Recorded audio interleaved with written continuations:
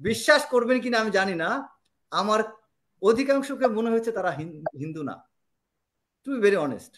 আচ্ছা। আমার কাছে মনে হয়েছে এই যে এই যে জড়ো হয়েছে সবাই, হুম। এটা কোনো ধর্মীয় কোনো কিছু না, এটা completely backed by some organisation. এটা আমার পরিষ্কার মনে হয়েছে। এবং একটা ধর্মীয় যখন এরকম একটা কিছু উদ্বেগ, আপনার মধ্যে উদ্বেগ উৎকণ্ঠা থাকবে, আমি প্রত্যেকের মুখে হাসি দেখতে পেয়েছি, picnic type something like people's are enjoying ওখানে, মানে খুব সুন্দরভাবে হাসি খুশি ভাবে সব।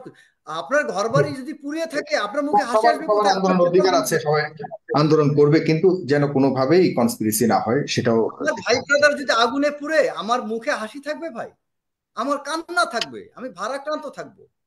তো হুম। সেরকম কোনো লুক আমি দেখিনি। সত্যি কথা, গত কয়েকটি বছর কিভাবে কাটিয়েছি, যারা এই দেশের মানুষ, মুক্ত চিন্তা চেতনার বিবেকবান মানুষ, আমি সবার কথা বলবো না, আল্লাহ তালা যাদেরকে বিবেক দিয়েছেন হয়তো বিবেকবান মানুষগুলোই জানেন কষ্টটা কেমন ছিল।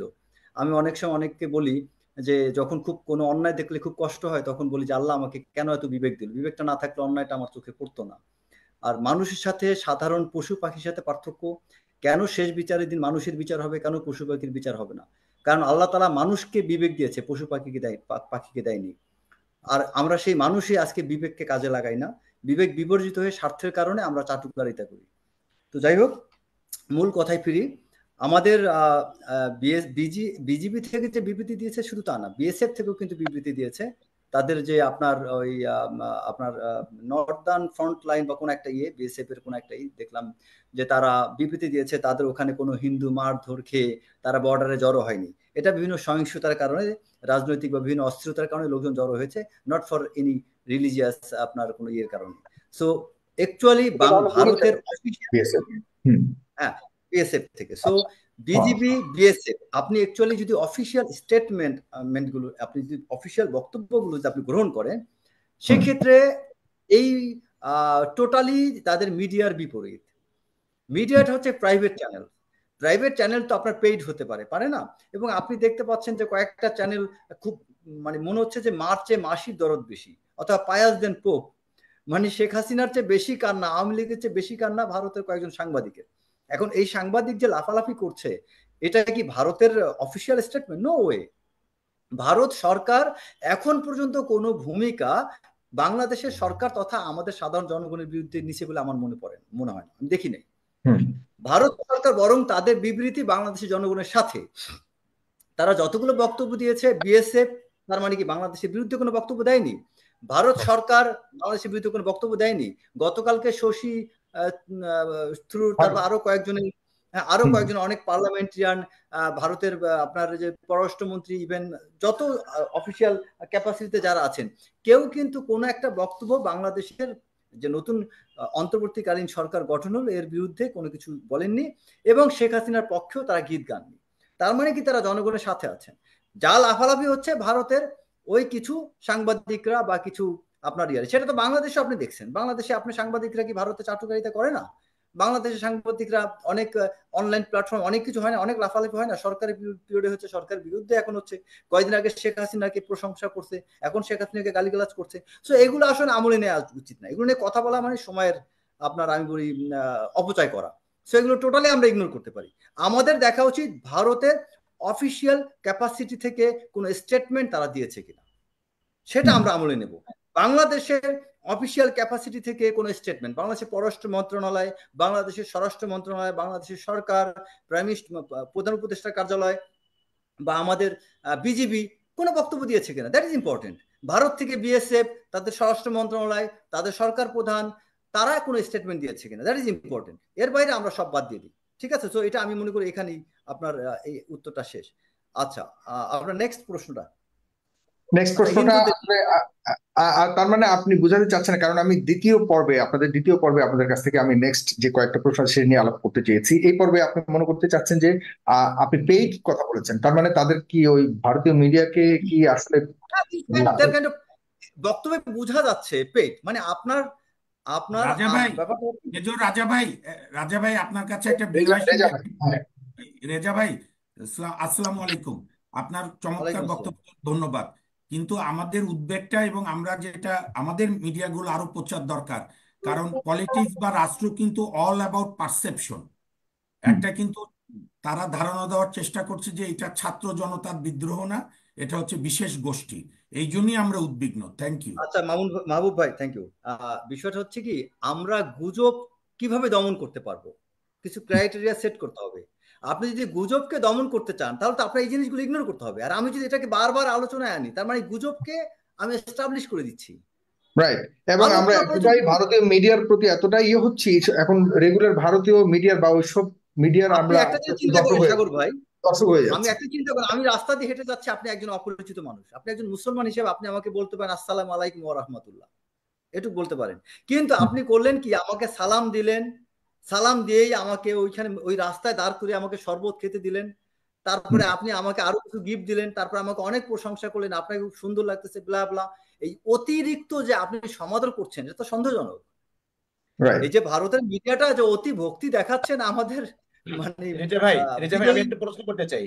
আপনি সবকিছু গুজব বললেন, আসলে শাহবাগে যে আন্দোলন হচ্ছে এটা তো গুজব না, এটা তো বাস্তবতা।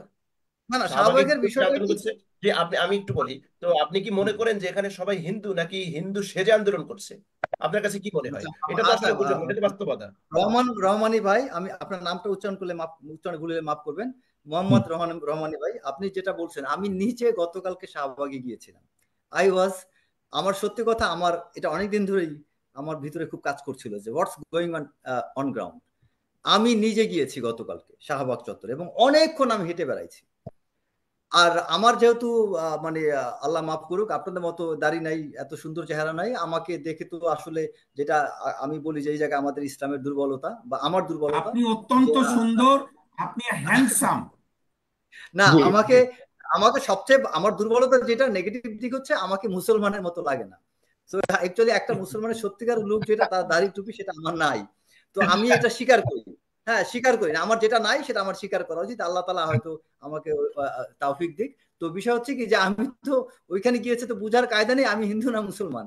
তো হ্যাঁ, স্বাভাবিকভাবেই আমাকে কয়েকজন মনে করছে আমিও বুঝি তাদের দলের, হ্যাঁ, মানে ওই আন্দোলনের। তাদের একজন হিন্দু কেউ হতে পারি। সো হুম। আমাকে দেখলাম কেউ টেনে জায়গা দিচ্ছে, দাঁড়াচ্ছি। তো আশেপাশে কানাঘুষে অনেক কথা শুনছিলাম। বিশ্বাস করবেন কিনা আমি জানি না, আমার অধিকাংশকে মনে হয়েছে তারা হিন্দু না, টু বি ভেরি অনেস্ট। আচ্ছা। আমার কাছে মনে হয়েছে এই যে এই যে জড়ো হয়েছে সবাই, হুম। এটা কোনো ধর্মীয় কোনো কিছু না, এটা completely backed by some organisation. এটা আমার পরিষ্কার মনে হয়েছে। এবং একটা ধর্মীয় যখন এরকম একটা কিছু উদ্বেগ, আপনার মধ্যে উদ্বেগ উৎকণ্ঠা থাকবে, আমি প্রত্যেকের মুখে হাসি দেখতে পেয়েছি, picnic type, something like people's are enjoying ওখানে। মানে খুব সুন্দরভাবে হাসি খুশি ভাবে সব। আপনার ঘর বাড়ি যদি পুড়িয়ে থাকে, আপনার মুখে হাসি সবার আসবে সবার কোথায়? আপনার আন্দোলন পেট্রোল অধিকার আছে, সবাই আন্দোলন করবে, কিন্তু যেন কোনোভাবেই কনস্পিরেসি না হয় সেটাও আপনার দেখতে ভাই হবে। ব্রাদার যদি আগুনে পুড়ে, আমার মুখে হাসি থাকবে ভাই? আমার কান্না থাকবে, আমি ভারাক্রান্ত থাকবো। তো হুম। সেরকম কোনো লুক আমি দেখিনি। সো এই জন্য আমি আশা করি রহমানি ভাই আমার কথা উত্তর পেয়েছেন। আপনাকে ধন্যবাদ। আচ্ছা, আপনি হ্যাঁ, নেক্সট আপনাকে ধন্যবাদ। আমি এ পর্যায়ে ব্যারিস্টার সারোয়ার হোসেন সবার কথা শুনলেন। আপনার আহ, আপনার আমার মন্তব্য আমার আরো কিছু কথা আছে ইয়ে ভাই, আমি ভাবছি আপনি কোনো প্রশ্ন করেন, আমার একটা স্টেটমেন্ট আছে। এটা আমাদের কি এই মুহূর্তে এই বিষয়ের উপরে? এই বিষয়ের উপর, মানে এটা এটা আমার এখানে বাংলাদেশে বর্তমানে বিশেষ একটু করে আমাদের হ্যাঁ। হ্যাঁ, আমি একটুখানি আমাদের বর্তমানে আমাদের বাংলাদেশের সত্যিকার অর্থেই আমি ধন্যবাদ জানাই আমাদের যে অ্যাডভোকেট, যে হিন্দু গোষ্ঠীর যিনি সভাপতি, আমি ওনাকে খুবই পছন্দ করি, চমৎকার একজন মানুষ, খুব চমৎকার কথা বলেন। আমাদের দেশে সত্যিকার অর্থে আপনি যদি ভারতের সাথে কম্পেয়ার করেন, আমি ভারত ভিজিট করেছি অনেকবার এবং খুব যথেষ্ট সময় নিয়ে ঘুরেছি আমি ভারতে। আমি দেখেছি যে আমাদের মধ্যে যে সৌহার্দ্য আছে, এটা ভারতে পর্যন্ত নেই। আমরা জন্ম থেকে, আমি যে এলাকায় জন্ম, আমাদের ওখানে একটা গ্রামে ছিল হিন্দু এলাকা নদীর পাড় দিয়ে। এবং আমরা সেই সময় ছোটবেলা যে কোনো অনুষ্ঠান কোনো কিছু হলে আমাদের মধ্যে, আমরা ছোটবেলা মনে বুঝতে পারতাম না যে হিন্দু বা আমি মুসলমান আলাদা কিছু। এবং ইসলামও কিন্তু আপনার ইসলামে কোরআন শরীফে আমি যতটুকু, আমাদের মুফতি ভাই ওনারা হয়তো ভালো পড়াশোনা করেন, আমি যতগুলো সূরার অর্থ পড়েছি, আমি কোথাও পাইনি কোনো ধর্মের নাম হিন্দু বা কোনো যে ওখানে বলা আছে মানুষ, আদম সন্তান। মুফতি ভাই আমি ভুল বলে কারেক্ট করেন। তো হুম। সেখানে কোনো, এখানে বলা হয়েছে যে বিভিন্ন, যেমন সূরা ইয়াসিনে আপনার বলা হয়েছে যে যারা অবিশ্বাসী তারা হেদায়েত প্রাপ্ত হবে না, কি জন্য? তাদের সামনে পিছনে তাদের মোহর মারা আছে, তাই না মুফতি ভাই? এটা একটা আয়াতে আছে পরিষ্কার। জি মানে একটু এটা আগে বলতে বলছিলেন। বুঝে তার যেটা বিশ্বাস। তো এখানে আমরা সত্যিকার অর্থে যে ধর্মকে ঘিরে বাংলাদেশকে যেভাবে কথা বলি, বাংলাদেশের সত্যিকার অর্থে হিন্দুরা সবচেয়ে বেশি নিরাপদ। বাংলাদেশে মুসলমানরা, প্রকৃত মুসলমানরা হিন্দুদের কখনোই ক্ষতিগ্রস্ত করে নাই, করেছে রাজনৈতিক উদ্দেশ্য প্রণোদিত হয়ে একটা গোষ্ঠী। আপনি সত্যিকার অর্থে দেখবেন যতগুলো ঘটনা ঘটেছে। রেজা ভাই, জি গত 15 বছরে প্রকৃতপক্ষে ক্ষেত্র বিশেষ অনেক জায়গায় অনেক সিচুয়েশনে মুসলমানরা আমরা সংখ্যালঘু ছিলাম, বরং হিন্দুরা তারা কিন্তু সংখ্যালঘু না, বরং তারা সংখ্যাগুরুর না, সেই ভূমিকায় কিন্তু তারা ছিল। সংখ্যালঘু আপনি এটাই খুব কিন্তু চরম চমৎকার বলছেন। বাস্তবতা। এটা সংখ্যালঘু কিন্তু চরম শব্দটাই বাদ, বাস্তবতা। আমরা মানুষ। জি সংখ্যালঘু জি শব্দটাই বাদ, না আমাদের না, ইসলাম ধর্ম এটা অ্যালাউ করে না। জাস্ট আলোচনা স্যারকে বললাম আর কি, জি যে জি জি ধন্যবাদ তারা ব্যারিস্টার রেজাউল করিম রাজা, আপনি কিন্তু খুবই ইনফরমেটিভ ছিল এই অংশটুকু, ধন্যবাদ আপনার।